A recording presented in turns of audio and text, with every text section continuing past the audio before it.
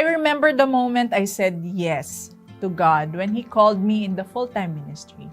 I was young, working in a good multinational company, building my career and enjoying life, when God impressed in my heart the burden to reach out the next generation. I was immersed in the youth ministry during that time and just got back from a missions trip. So I thought obeying and surrendering to the will of God for me would be an easy feat. But it wasn't.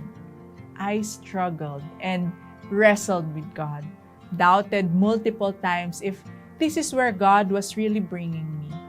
I thought of the things I would sacrifice in order to obey God's will, and I was just not ready yet. Now imagine Jesus and what He went through obeying the will of the Father. I cannot begin to think the depth of His agony in Gethsemane.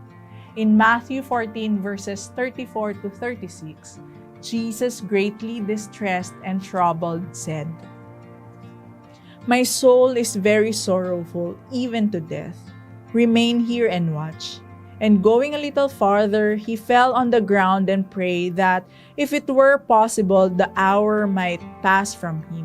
And He said, "Abba, Father, all things are possible for you. Remove this cup from me, yet not what I will, but what you will."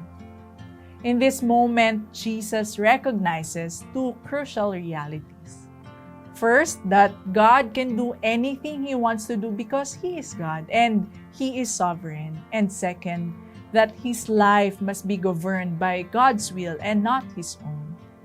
Jesus knew the suffering He would endure on the cross, yet instead of letting fear overwhelm Him or sink Him to His despair, He dropped to His knees and prayed, "Father, not my will, but yours be done." Jesus' example ought to be a comfort to us. In the same way, we too can humbly submit to the Father's will, even if it entails sacrifice, because we are convinced that He knows what's ahead of us and He always has our best interests in mind.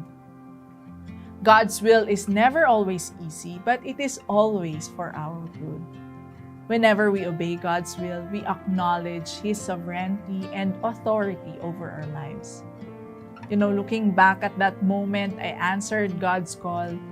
Backed up with His word and prayers, I finally said yes to the will of God and embraced the fact that I have to give up the comfort of my job and the future I set for myself.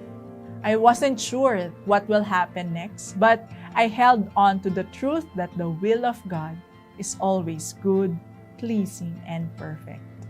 And His grace will always abound as we obey.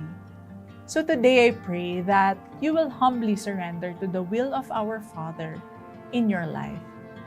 Trust in the Lord with all your heart. Do not depend on your own understanding, and seek His will in all you do. Know that there is blessing in obedience. Have a great day.